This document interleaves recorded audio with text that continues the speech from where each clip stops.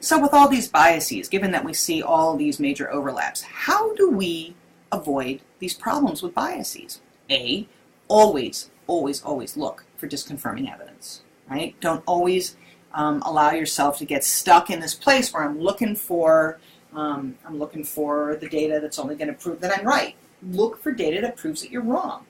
Maybe you won't find it, but you have to give it a shot because you want to know if this truly is the right option. Be really self-aware. Are you impatient? Are you hesitant? Are you very risky? Know these things about yourself. If you know that you tend to be very impatient about things, take a deep breath and step back. If you tend towards overconfidence on things, stop, take a step back. Try to be more realistic. Try to gather more data in order to help you with that. Push yourself regularly to think beyond the short term, but also to think about the long-term implications of something that you do. Because the more that we start to push the long time frame, even though it's not our natural tendency here in the U.S. based on our culture, the long-term time frame will help us to avoid some of these biases in many ways. Framing. Think about alternative framing. You know, you might get excited that something's 75% fat-free until you realize it's 25% fat. So, and what that really means in the big picture. So, flip the framing on its head, think about it in a different way, and see if your arguments and your excitement for the idea still holds. If you can flip the framing and it still sounds good, then that's a good choice. But if you flip the framing and go, oh, I never thought about it that way, then you realize that maybe you're being misled by the framing. Work to try to understand the world from somebody else's point of view. This helps you with negotiations, it helps you with personal relationships, it helps you with all sorts of things. But really what it does is it helps you communicate with others.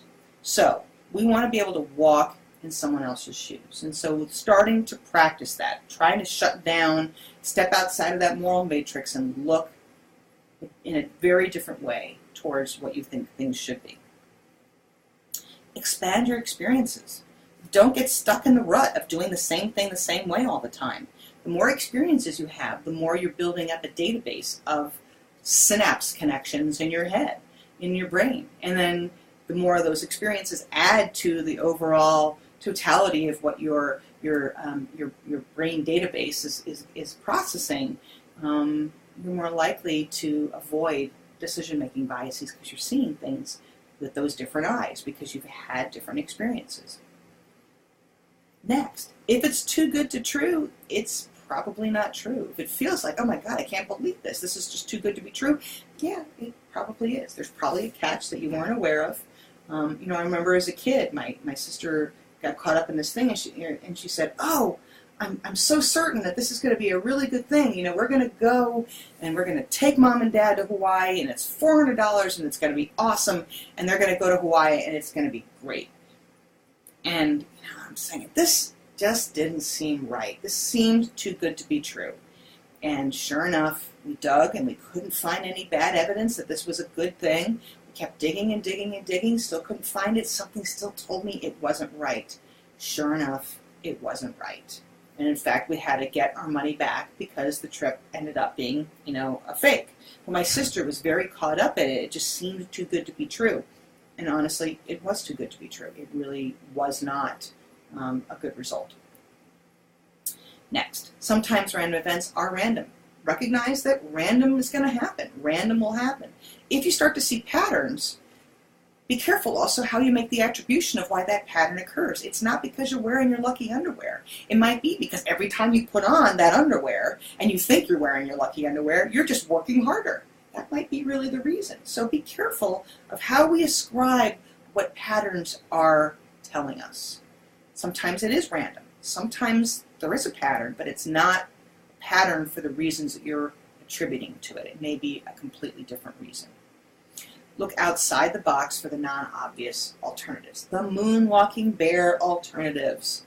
Look outside of the blinders. Peek up, look around, and see what's out there. Next, manage your emotions.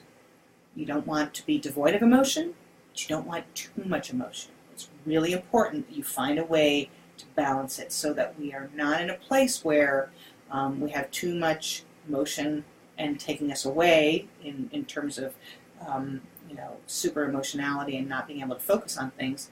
On the other hand, the last thing we want is a situation where we have not enough emotion, where we're not engaging in the right decision-making process.